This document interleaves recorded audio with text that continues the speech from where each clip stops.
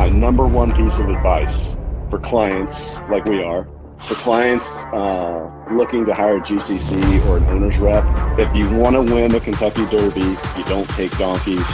Go get some racehorses.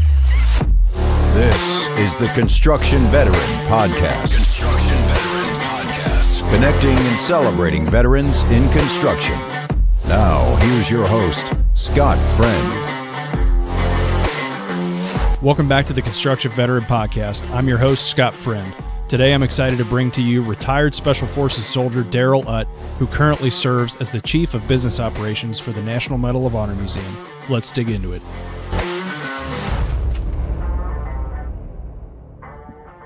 Hey, Darrell, how's it going, man? Good, Scott. Thanks for having me here. How are you doing? I'm good, man. I really appreciate your time and being willing to do this podcast with me, so thank you. Yeah, of course, man. It's great to be here chatting with you. Yeah, so let me let everybody in on how we met. We haven't physically met yet, so I'm looking forward to that. But Nope. Darrell had some post recently, and we'll get into what he's doing, but it was a Medal of Honor Museum post, and a friend of mine, Dan Bradley, who was our first guest, he had liked it or something, celebrated it on LinkedIn, and so, you see your friend's posts, and I thought, oh, maybe he knows this guy.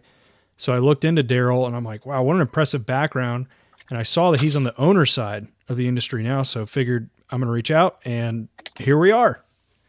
So there you go. Yeah, man, here we are. So, Darrell, you have been on quite a few podcasts recently, sharing what you're doing with the museum. Recently, this is probably last year, I think, so correct me if I'm wrong, but Darrell was on a podcast with Ryan Fugit. It's Combat Story or Combat Stories, is that right? It's Combat Story, and it was episode 74 with Ryan Fugit. Yep, and here's the cool thing. I was in NMCB 74, so I like that. Love the connection. Yeah. So, man, it's awesome. Darrell tells his whole story in the Green Berets. If you guys want to listen to that, by all means, go over there. We're not going to get as much into detail, but I would encourage you to check out that podcast. So with that being said, Darrell, take us back. Tell me about your time in the service. What got you there? What did you do? And what did you love about it? Okay. Yeah. So I started in the service in 1990, came out of Huntington, West Virginia, a little small town, people, southwest, right there on the Ohio-Kentucky border. Joined the military, started out in the infantry and spent about 6 years as an infantry soldier.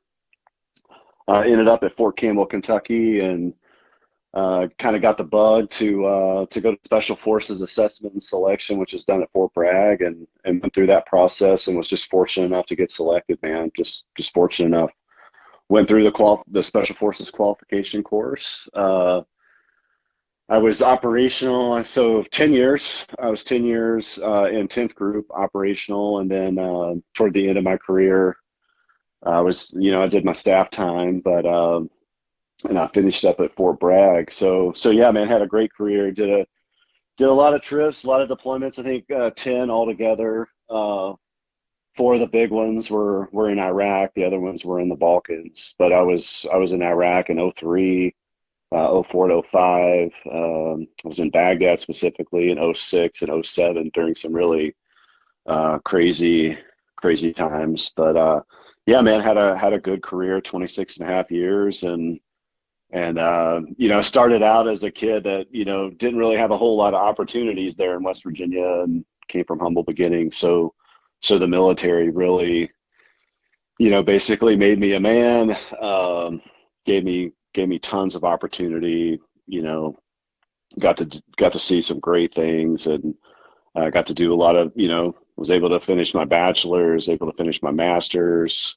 So, man, I just can't say enough great things about the military. I know military's hurting right now, retention and recruiting, but the military was great for me, man. Just such an honor to be able to serve. And here I am now, I ended up retiring after 26 and a half years. And my first post-military job, which is really ironic to be in, where I'm at now, but my first post-military job was up in DC. And it was during construction phase of the Museum of the Bible. a 430,000 square foot museum, $550 million. I started out on the security side. I was a director of security, transitioned into director of operations. So I did that for about 3 years. Had great experience, especially seeing it from, construction to grand opening to opening, day-to-day ops. Transitioned over on the security operations consulting side and got to work with a bunch of more museums, the Milken Center for Advancing the American Dream that they're getting ready to open in DC, the National Museum of Intelligence Special Operations, a few Jewish museums. So got to do a whole lot more museum work as a consultant, and then that opened the doors to where I'm at now, which is at the National Medal of Honor Museum Foundation, building the National Medal of Honor Museum in Arlington, Texas, man. And here, that pretty much brings us all the way up to date, which is where we're at right now. That's good stuff, man.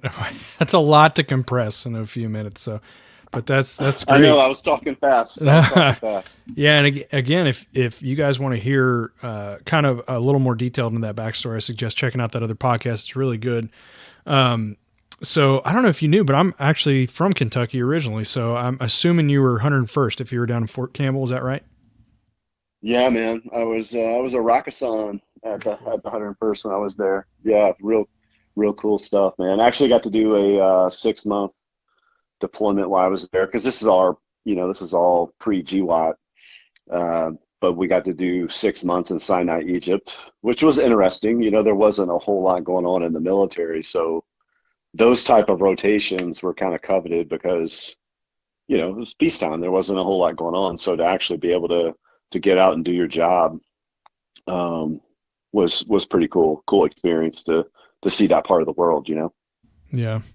Okay. So you get out, you work at the Museum of the Bible. That's awesome. So, 2 quick questions. What brought you to Texas? Oh yeah, that's a good question. So I was still in my role as a security operations consultant for a firm called Thornton Tomasetti, world-renowned firm, big name in the industry. I was on the protective design and security side, and I'd been up in DC because that's where I'd been with the Museum of the Bible for several years, and started working out of the Thornton Tomasetti DC office. But I've gotten married, and I'm married to an Oklahoma girl. So we really started looking at like, man, it probably would be nice to be out of DC at some point. I mean, we had a great time there, but we started looking kind of like for an exit plan, and Thornton Tomasetti was kind enough to allow us to relocate.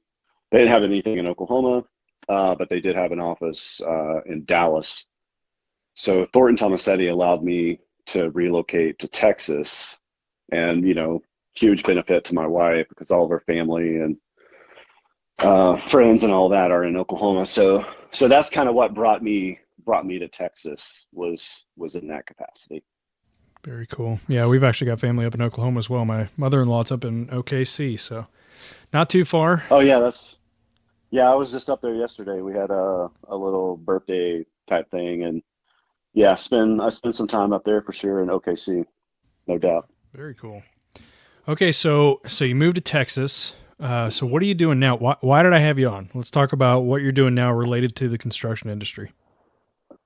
Yeah, so I'm working at the National Medal of Honor Museum Foundation, Chief of Business Operations, heavy on the construction side and the day-to-day ops, and setting up the infrastructure and those type of things, like on the HR side. But yeah, man, it's great to be working at the foundation. I've been at the foundation for about a year now. So we broke ground last March. So we're a year into construction. We still have about 2 more years. We should have substantial completion at the site by the end of 2024, early 2025. We'll be ready to do a soft opening early 2025 with our grand opening probably in March of 2025. So yeah, man. As far as in your industry, I'm on the client side of things. So it should be interesting, or I hope it's interesting for you and all the listeners out there to kind of hear the perspective from the client side on what's going on. Yeah, I'm ready to hear about those dirty general contractors and superintendents. So No, man, you're not going to hear that from I me. know you got a good Not this team. show. Good. Yeah, man, we got a rock star team. Yeah, and I'm looking forward to hearing more about that. So I kind of I can somewhat guess the answer to this question. Obviously, you were assisting with security, things of that nature that related very well to your background when you got into the museum world. But so what got you into this industry? Maybe not the construction side of it. I want to get to that in a little bit. But what got you into the museum world? What got you into the path you're on now? Yeah, man, it's really interesting because it's not the typical trajectory for a special forces guy to leave, U.S. Army Special Forces and then end up at a museum. But and I do think that's a good lesson for those transitioning is to keep your options open. I mean, you just don't know. Keep your options open, keep your ears open to what's going on out there. But um, I had a buddy, actually a guy that had served with me, Ryan Land. He's a Kerrville, Texas boy. But Ryan had worked for me actually in '06 and '07, and he was stationed in that area in DC, Fort Belvoir actually.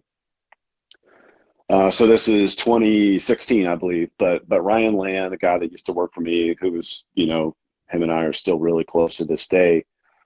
But Ryan was transitioning out of the military, and he ended up getting a job at the Museum of the Bible. He was on the global side because they were doing a lot of travel overseas to Israel and some of the sites and things like that. So he was at a higher level, working with the board and global travel and all that type of stuff.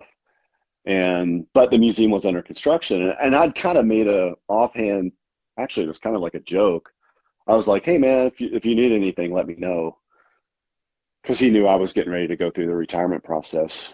And it was kind of like a joke. I think I was at a barbecue at his house when I said it. And he gave me a call a couple weeks later, and he said, hey man, that little comment you made when you were leaving the barbecue, if I needed any help, were you being serious about that? Or, would you even consider moving to DC if I needed you up here? And I was like, well, what are you looking at? And we just got to talking about the museum and what he was trying to do. He needed someone on the ground. You know, it's hard to be a key figure in the museum if you're not there. Like, you need to be on the ground, right? So he said, hey man, that's, I'm doing a lot of traveling. I'm not the day-to-day guy. Like, I need a guy that's going to be there and make sure stuff's getting done. I need someone that's operating and executing. And he knew that was my thing. So, so I went through the interview process and was fortunate enough to get selected to come in and come in on the director of security side, and here I am, man. Yeah. So, how did you go from security to overseeing and getting heavily involved in construction? Well, that's a good question. Because they were, the museum was already, way down that path. So I sat in a lot of their meetings and I just sat there and was a sponge, because I had a way different role. Um, Obviously we had an owner's rep, and we were dealing with Clark Construction, and Smith Group was our architect for the Museum of the Bible. So I just got to sit there and be a sponge and listen to how things were going, because I always had a seat at the table as the director of security. And our owner's rep was a great, great person. And I also got to link up. Actually, he's the current CEO right now, Harry Hargrave. I forgot what capacity he was in. I think he was kind of in that some type of advisory role during construction back in 2016. He's now the CEO, and he's doing a fabulous job. Another Texas boy, so proud of him. But I got to just really learn a lot from Jim Schoolfield and Harry Hargrave about what they were doing in the process, and just being a sponge and listening and attending all those meetings. Man, it was kind of like just by doing it and being there. So that's kind of how it all started. That's good stuff. Yeah, I love that, man. You had that good opportunity to kind of nerd out a little bit and learn about the construction side. And I think we all start out in the industry like that too. I can remember going to meetings when I was a brand new project engineer and just taking notes. I wasn't the big dog yet, wasn't running jobs, so that's good. So what I think I kind of answered this question, why you chose this specific path and how you ended up on it. But what I'm more curious now too, you had a very interesting, I'll call it, career in the military. One not many people get to experience.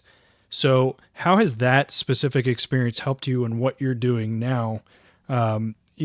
We've talked, and there are a lot of people that get out and they just don't see how their role can translate to this industry, especially if they didn't do that in the service.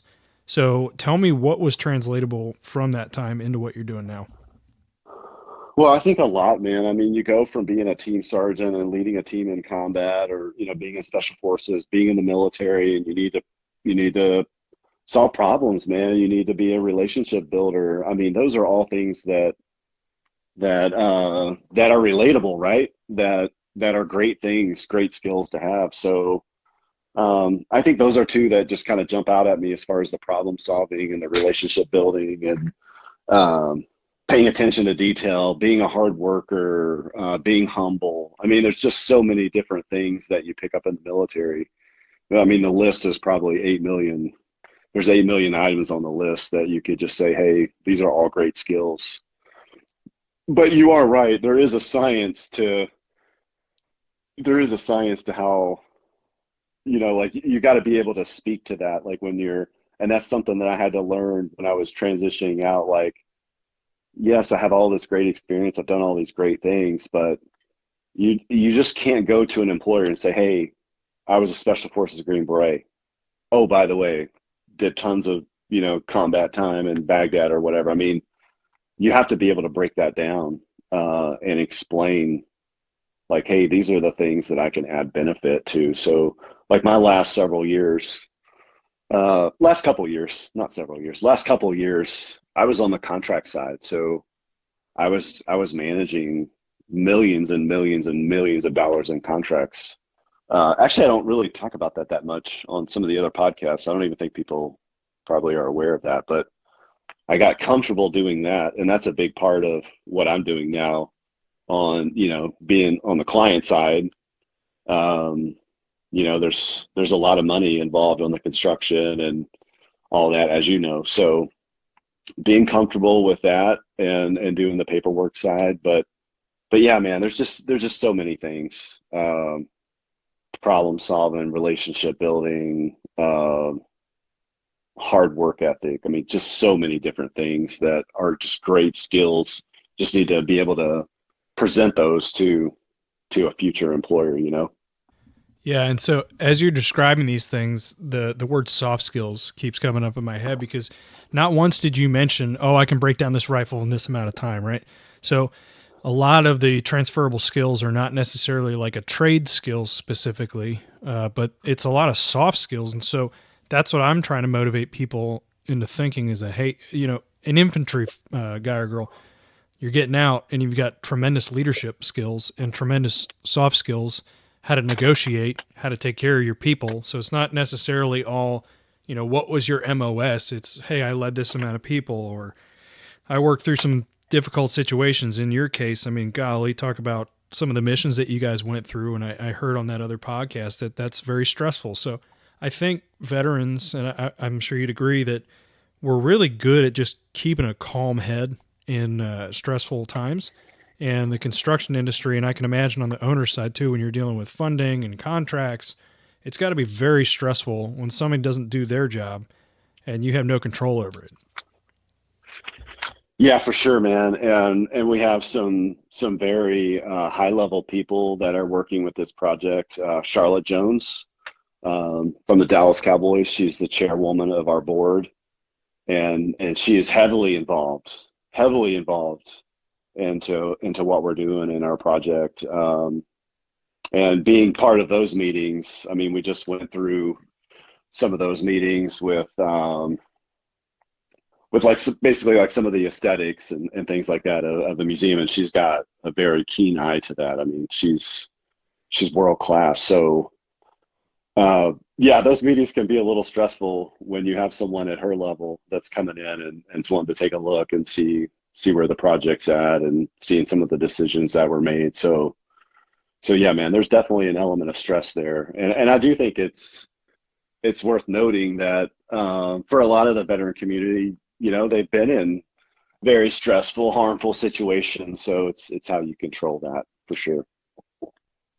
Yeah, I don't want to steal Clint Bruce. He's a former SEAL. I don't want to steal his story, but he talks about his biggest stressor was not the battlefield, but the boardroom. I love that he says that. So that's here in Dallas. That's the higher ground HQ, or high ground, excuse me. So yeah, it translates real well. Just kind of keeping that cool head. So if you were to You go, got to you got to okay, introduce me to Clint Bruce, but sure. yeah, I do see something with that though, man. I'm like a lot more comfortable like out on the construction side or working with the team or in the meetings. I would agree with what Clint's saying. I mean, the political part and some of those things are a little different, trying to get used to for sure. Yeah. I So would agree with that. if you were to go back when you're transitioning, it's interesting on your side because man, you took a very unique route to get where you're at. But if you could do it again and you could join this specific industry again, I mean, it sounds like you're extremely happy in this role. But would you do the owner side again, or is there any other facet of this industry that maybe if you wouldn't do it, you would encourage other folks to look into? Well, I'm satisfied where I'm at. I mean, with my experience at the Museum of the Bible, and then my experience with even more museums at Thornton Tomasetti, and then having the opportunity to work at the National Medal of Honor Museum Foundation. I mean, I'm pretty happy where I'm at. I think I'm in a really good spot. I'm in a great role. I have a great team. But especially this past year, being able to see the Lindbeck team and the Lindbeck team, they're the ones that are building the museum. So I think they're celebrating their 85th year. They're a Texas-based firm, so they got offices Houston, Dallas, Fort Worth, Austin, San Antonio. I just want to give them a shout out because they're doing absolutely amazing work. But getting a glimpse and to see the Lindbeck team, I do think there's something out there for folks, for veterans that might be inclined to go that route. I see the camaraderie at the site. That's why like I gravitate towards the Lindbeck team just because they have that camaraderie. They got a close working relationship. They have fun. They still get stuff done. They're serious when they need to be serious. But they're such a great team, man. I could see where there might be some younger veterans or even some of the older guys and gals that would want to be part of something like that in some capacity. I could see that for sure. Yeah, I mean, speaking from my own experience and my story, when I came out of the service, when I transitioned out, it was such a good fit because of exactly what you're saying. I mean, I missed, and I think I speak for a lot, if not all veterans, a lot of us miss that teamwork and that, hey, I know this individual has my back. And I found that in the field. And so I went into the office for a little bit, but I had to go back to the field because there was this, to relate it to maybe the Green Berets, that you're going to work around and find a way to get this job done. It might not be conventional, but you're going to get it done. And you're doing it with team members with that same mentality. I think it's the same thing in the field. Sometimes if you have a detail or something that's got to change, hey, here's how we would suggest getting it done. And we work some long, hard hours, but we're having a good time with each other. And so I appreciate that. Shout out to Lindbeck.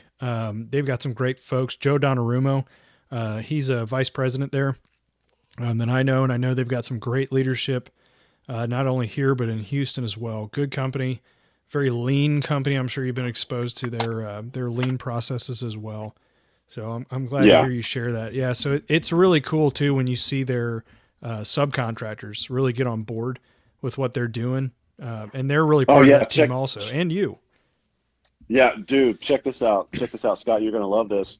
So as part of the initial vision engagement with working with Lindbeck on this relationship. Um, you know, I can't take credit for this because this was before my time because I've only been here a year, but a big part of the foundation is like, hey, we want our partner to really engage with the veteran community. So, now, Lindbeck is the one that's doing the museum. They're building the museum. So they needed to have some type of vision for, hey, how can we honor veterans, honoring those that served, hiring, veterans and all those type of things. So Lindbeck came up with a great plan to have some engagement and to hire so many folks. It's really incredible. They have like hard hat stickers that identifies, Army veterans from a Marine Corps veteran. They have photo cases on the wall at the construction site. So, if you're involved in the Medal of Honor Museum and they'll have like a photo case that's Navy, like our CEO and president is a former Navy SEAL, Chris Cassidy. So he's part of the project. He's in that case. I'm in the Army case. But right now we have 6 people in the Air Force case that they're honoring, every day at that case at the site. 6 people from the Air Force, 12 from the Marines, 30 from the Army, 10 from the Navy. So the question, Scott, 30 from the Army. I don't know it seems like we're trailblazing here. We got all these Army folks. I don't know what that means, but it seems like we're well represented in the industry. I just think it's kind of cool. But they do other different things, man. They celebrate all the different branch birthdays. They have a missing man table that they set up. They do like they wear red on Fridays for Remember Everyone Deployed. 19% of the construction value is contracted through veteran-owned businesses. Man, they're just doing some amazing things. Plus the Lindbeck team, they have 2 Army vets, a Navy vet, 2 Marines, an Air Force person. It's just really cool, man, what they're doing. And that kind of takes me, Scott, to my number one piece of advice for clients like we are. For clients looking to hire a GCC or an owner's rep, if you want to win the Kentucky Derby, you don't take donkeys. Go get some racehorses. I love it. Lindbeck, they are racehorses, man. The Irvine team, they are racehorses.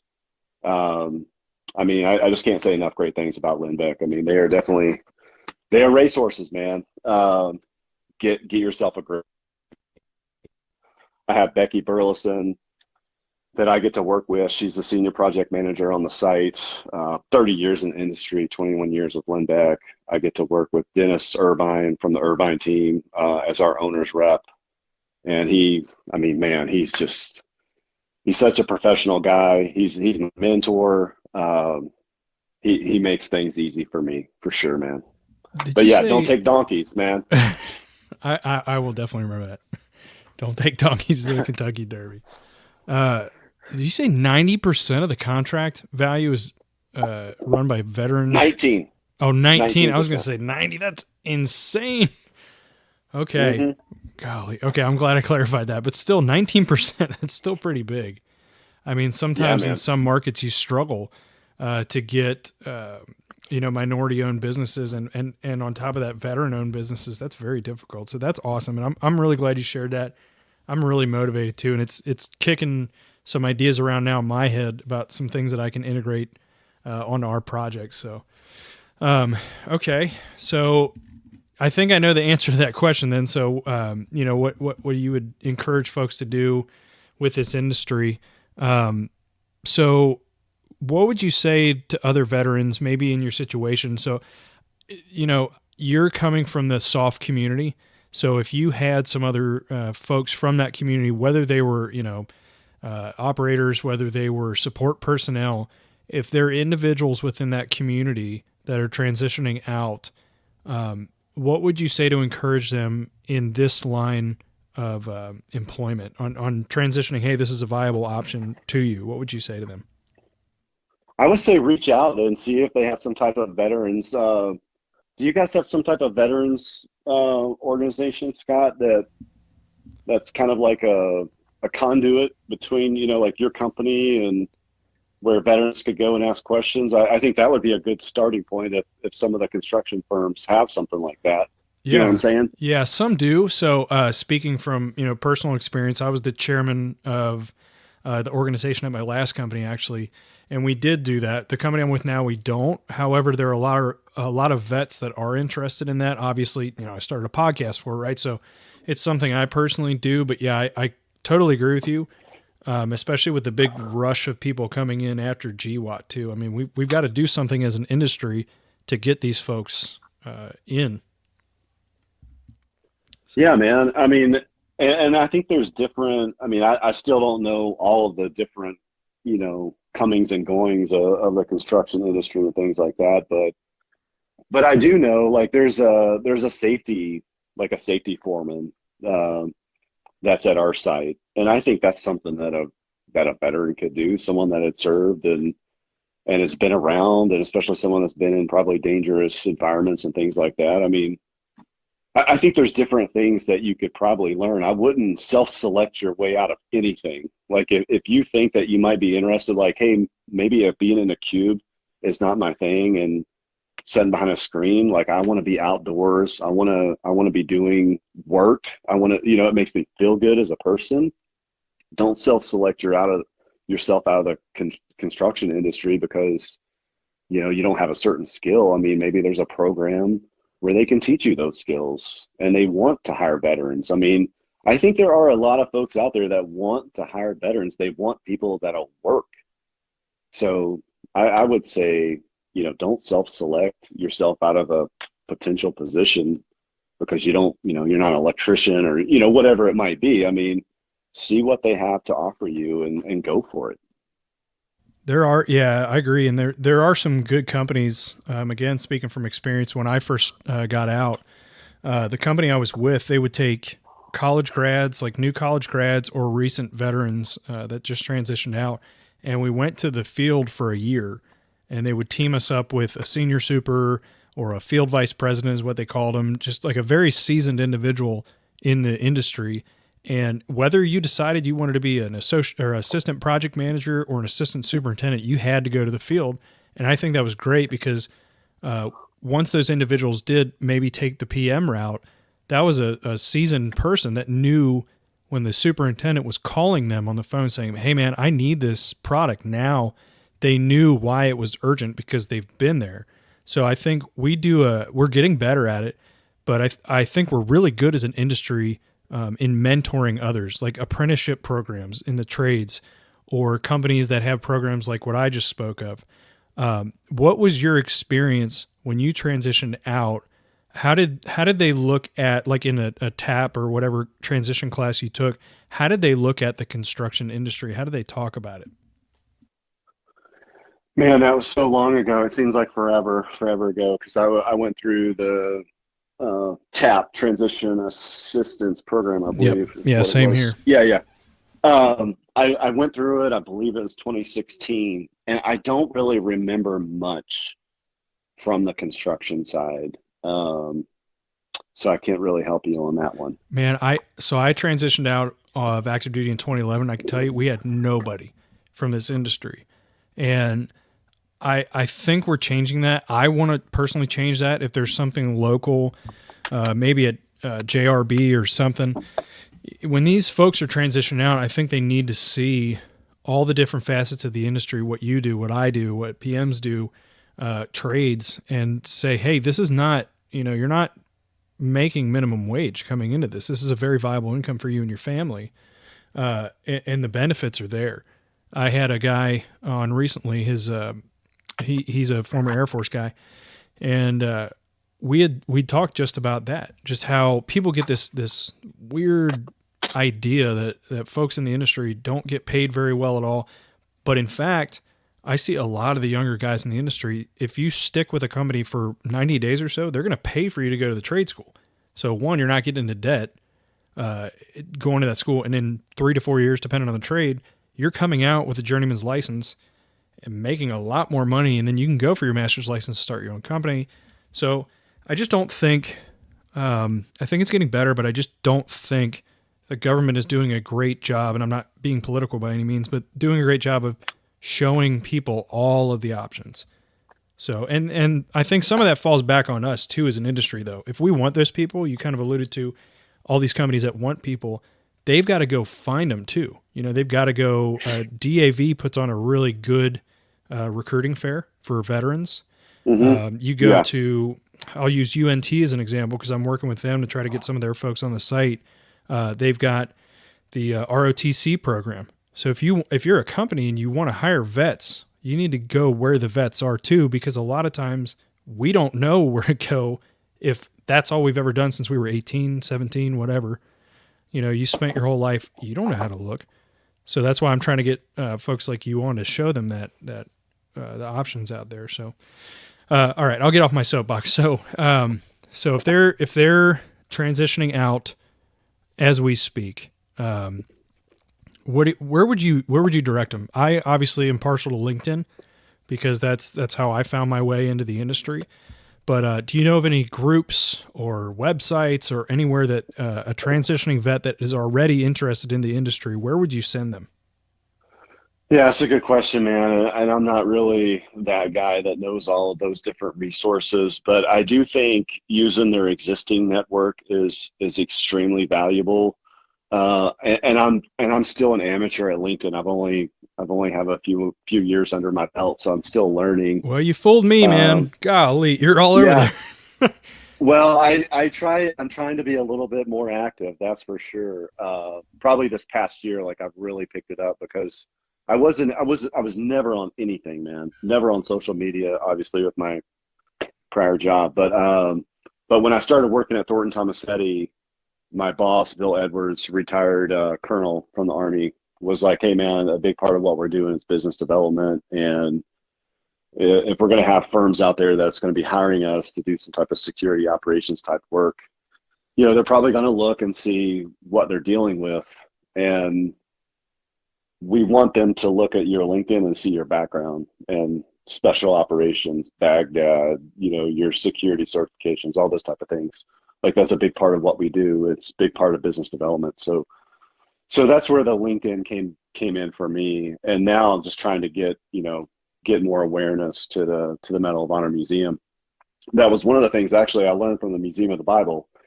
You would think if you're building a $550 million museum, 430,000 square foot, 2 blocks south of the Capitol in Washington, D.C., that everybody would know about it.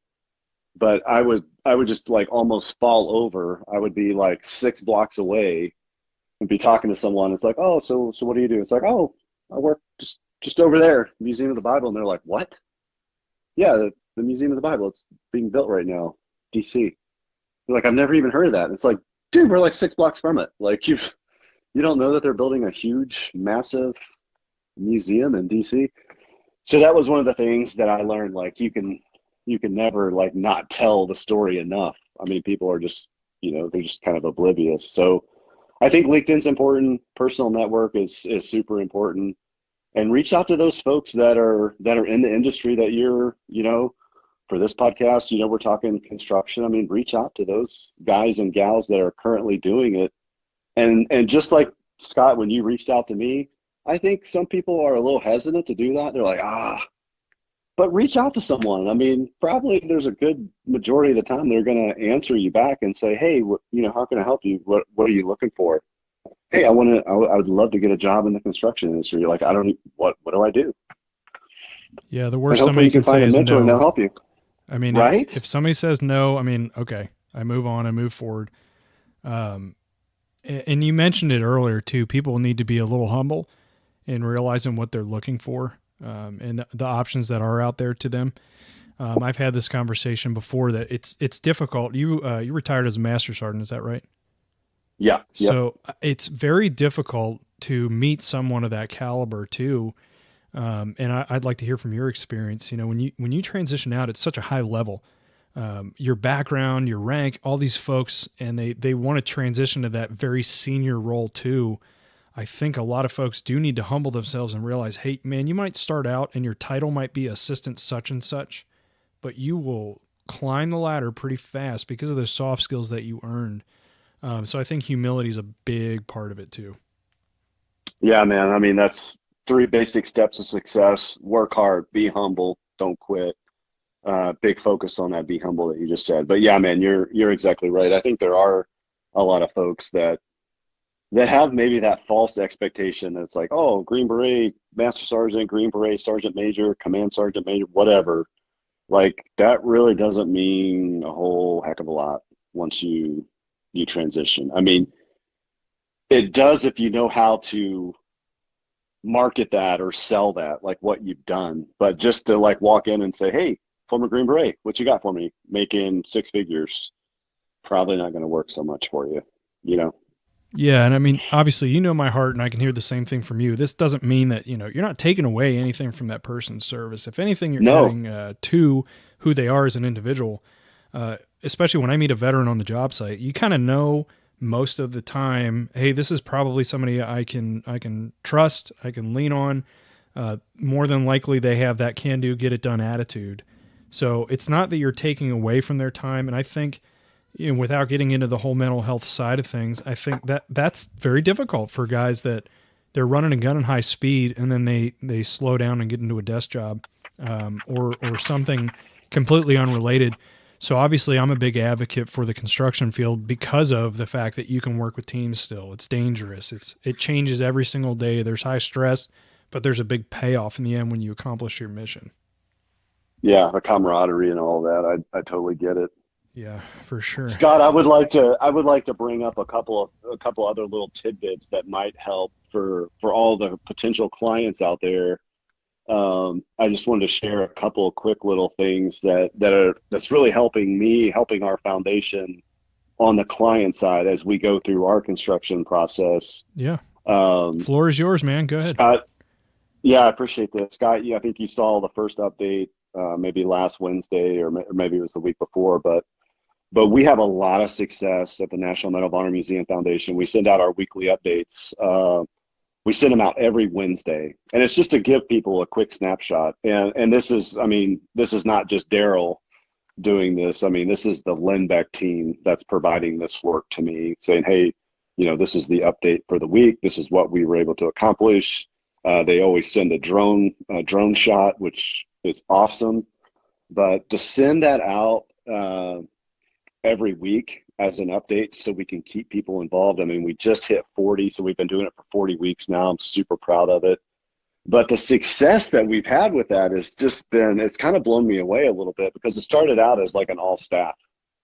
It's just a way because, like with probably any construction project that's going on, there's a couple of people that are intimately involved, and I would say I'm in that category.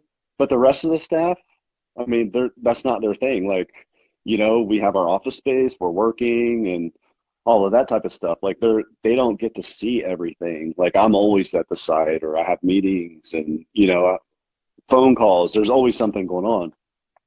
The rest of the staff, they have no clue. So it started out as an all staff, and then it started, some people would write and say, hey, I'm a board member. Can you put me on this update? I like getting the updates every week. It's like, okay, cool. So now it's like evolved after 40 weeks. Every single board member gets the weekly update. The entire staff gets the weekly update. Lots of friends and family of staff and board members get the update.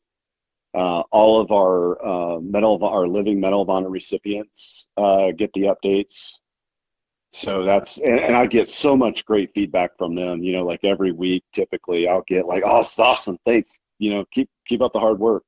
So it's just really cool. And then, interestingly enough, our fundraising team, it's a good way for them to send those updates out to potential donors and say, hey, maybe they hadn't heard from them for a while or whatever. And it's like, hey, just want to give you an update on the site. Let us know if you have any questions. Kind of like a little way to do like a follow-up. But it's a nice way to break the ice. So we've had just so much success with the updates. It's something I'm super, super proud of, and we're just trying to continue to refine and make it better.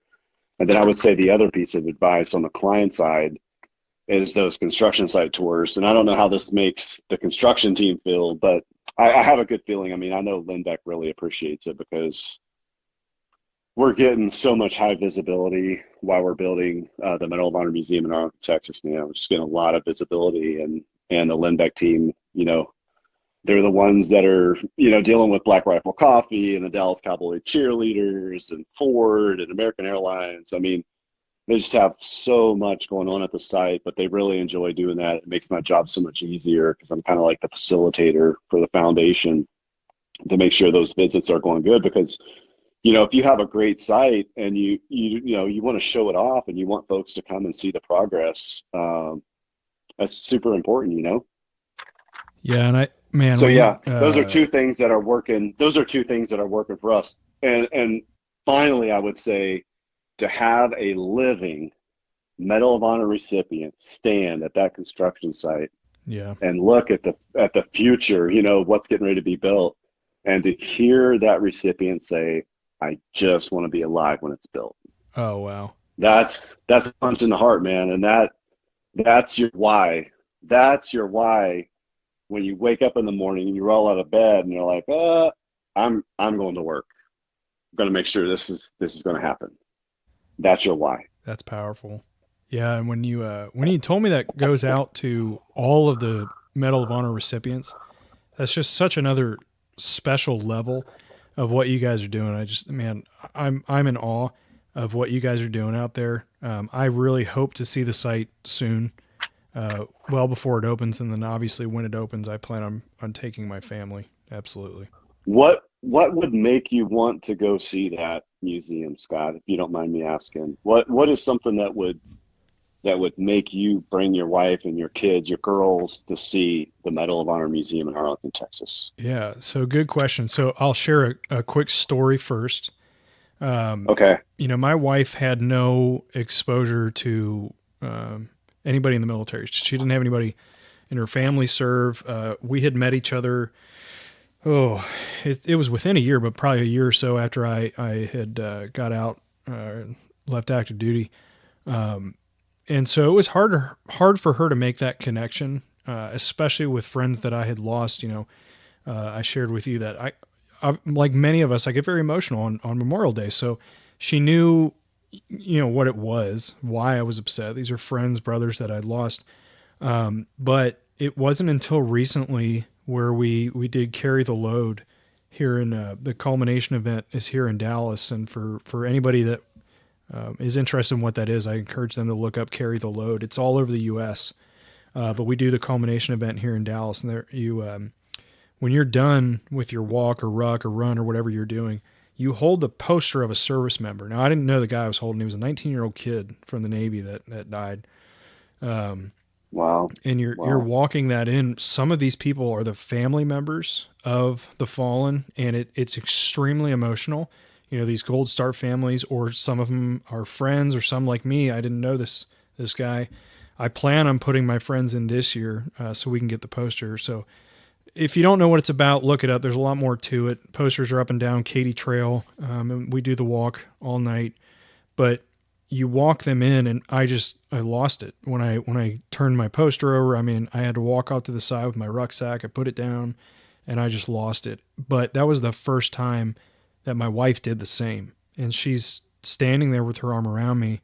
I'm kneeled down, and my kids are getting emotional, and I feel like she finally felt the weight of the situation. Yeah. So with museums like this, I mean, I lived in DC for a while actually as well. That's where my wife and I met. And you go to these impressive museums, whether it's the Smithsonian, Museum of the Bible. We went to the Holocaust Museum, and you feel the heaviness of some of this. That's why I would want to take the family to the museum. I want my girls to understand that there's all these people that came before us. Some of them gave their life and received it posthumously. I know I'm going to say that wrong, right? Everybody says that word differently, but yeah, it's good, man. It's good. But all these folks, I mean, tons of them. What are we up to? What's the number of Medal of Honor recipients to date? We're 3,500 plus. Golly. So to think about thousands of people that some of them gave their life, some of them were willing to, the living recipients that maybe they lost limbs, sight, or a myriad of things. the respect that we need to give those individuals, I want my kids to understand that as they grow up, that these were not ordinary men and women that have served in the military, and especially the ones that have been awarded the Medal of Honor. So I think, I want them to feel the gravity of that. I want them to, we're a very visual society, so that they can see this. I assume there's going to be all kinds of interactive stuff at the museum. So for them to get to, we're working. Very cool. Go ahead. Sure. Yeah, I was just going to say we're working on that for sure. We're working on having virtual recipients. If you're familiar with that, maybe from your Holocaust museum visit, where they have the holograms, or some of the Holocaust museums have those. I think the one in Dallas does. But we're working. Actually, I think we might, as we speak, or maybe just the last few days, Major General Pat Brady is going to be one of the virtual recipients.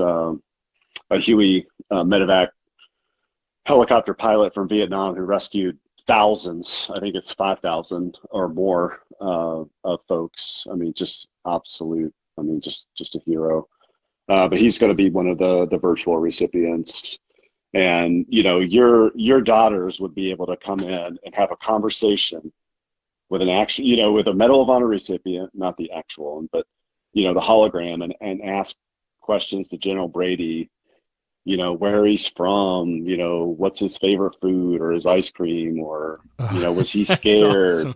How many thousands of people did he write? Wow. All of these great questions. I think that's going to be, that's something different than opening a book and reading a couple pages about Major General Brady, his actions. But to be able to talk to him and ask him questions and things like that, I think that's learning on a whole different level. So, and you mentioned the amount of recipients. We have 65. We just got another one, but we have 65 living Medal of Honor recipients. That's not a lot, man. So I think you're right. It's important for folks to come through and to hear some of these stories and to learn some of these values. We talk about the 6 values: courage, sacrifice, commitment, integrity, citizenship, patriotism. Some would argue that those are kind of missing right now. So if you're one of those folks or families out there that wants to make sure that your family and kids are getting that message, we got a place for you.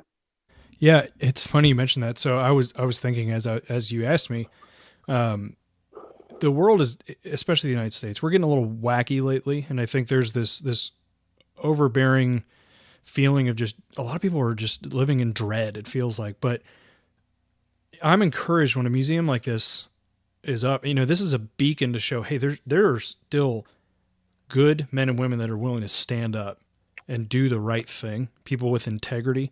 And that's really encouraging. And I want my kids to have that positive outlook for their future, maybe their future service. I don't know, but I love that. I can go here and just be encouraged again by what good men can do.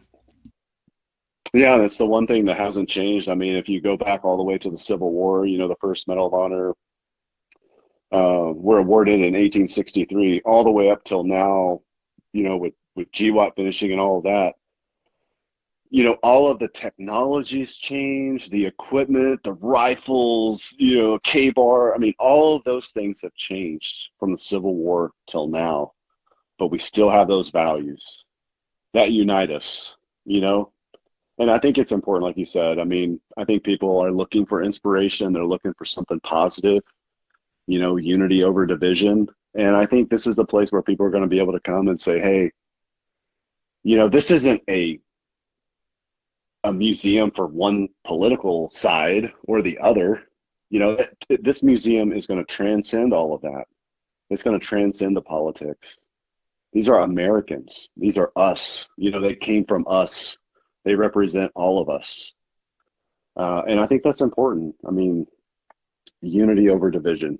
And I think that's what we're going to have at this museum.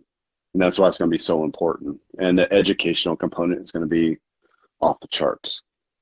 Man, I'm excited. Yeah. So one more time, you said end of 2024, beginning of 2025 is when you're looking to open. We'll have substantial completion end of 2024. Probably a soft opening early 2025, grand opening March of 2025. So, and if, we're always looking for friends and partners. So for those who are like, hey, what could I do to help? You could go to www.mohmuseum.org, take a look. We're going to have a membership program rolling out pretty soon. We're always looking for donations and things like that. We're always looking for people that'll support us on social media. So you can follow the National Medal of Honor Museum on all the different socials. If you want to follow me on LinkedIn, please send me a request. There's not a whole lot of Darrell Utts on LinkedIn. So you can connect with me and get me an email. If you want to see like one of those weekly updates that we discussed, send me an email. I'd be happy to add you to the list. Hopefully we're going to have a way for people to subscribe here pretty soon so they can just go in and click on their own. But yeah, we're looking for friends. So go out there and follow us and go to the website and read all about us. Awesome, Darrell. Man, I really appreciate your time today and sharing all this. I'm really motivated. I can't wait to see it. I'll be following up with you. I'd love to come out and see the job being built, meet you in person finally, meet the team out there, and I can't wait until this thing opens. So very cool. Any closing words, final thoughts? Yeah, man. If you want to win at the Kentucky Derby, you don't take donkeys. Get you some racehorses. I love it. As a Kentucky guy, man, I love that. Very cool. Well, thank you, sir. Darrell, have a good rest of your day. I appreciate it, man. You got it. All right. If you're a military veteran in the construction industry, or you're in the construction industry and support our military vets, and you'd like to be a guest on the podcast, you can find me at constructionvetpodcast@gmail.com, or send me a message on LinkedIn. You can find me there at Scott Friend. Let's share the stories and motivate others.